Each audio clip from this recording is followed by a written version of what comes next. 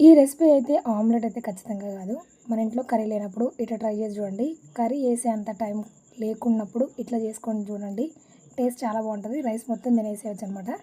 And పిల్లలకి మంచిగా బాక్స్లో కూడా అప్పటికప్పుడు ఇద్దరు పిల్లలకి చేసి పెట్టవచ్చు అనమాట. 2 గుడ్లతోటి ఇద్దరు పిల్లలు తినేలాగా ఈ రెసిపీ చూపిస్తున్నాను.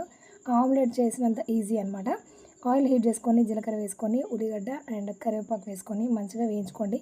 అండ్ ఫ్రెష్ అల్లం వెల్లుల్లి పేస్ట్ వేసి అది వేగిన తర్వాత ఉప్పు, కారం, పసుపు అండ్ గరం మసాలా వేసి దీన్ని బాగా మంచి రంగు వచ్చేంత వరకు వేయించుకోండి. బ్రౌన్ కలర్ వచ్చేంత వరకు.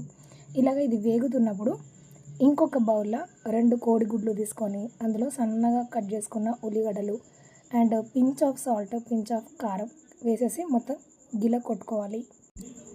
ఇప్పుడు దీన్ని మనము ఆనియన్ వేయించుకున్నాం కదా, దానిపైన ఒక లేయర్ లాగా వేసుకోవాలి. అండ్ ఆవిరిపోకుండా పైకించి ఒక మూత పెట్టి లో ఫ్లేమ్లో దీన్ని కుక్ చేసుకోవాలి. టేస్ట్ మాత్రం చాలా బాగుంటుంది. మీకు కర్రీ చేసుకునేంత టైం లేనప్పుడు ఇట్లా ట్రై చేసి చూడండి.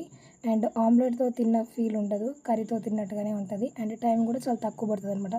పిల్లలకి బాక్స్ మార్నింగ్ హడావిడిగా అన్నం కూర వండలేనప్పుడు ఇట్లా ట్రై చేయండి, చాలా బాగుంటుంది. చూడండి, ఇట్లాగా ఒక సైడ్ మొత్తం కాలిన తర్వాత రెండో వైపు జాగ్రత్తగా ఫ్లిప్ చేసి రెండో వైపు కూడా కాల్చుకుంటే మన ఆమ్లెట్ కర్రీ రెడీ అనమాట. చాలా బాగుంటుంది. రైస్ మొత్తం కూడా తినేసేయచ్చు.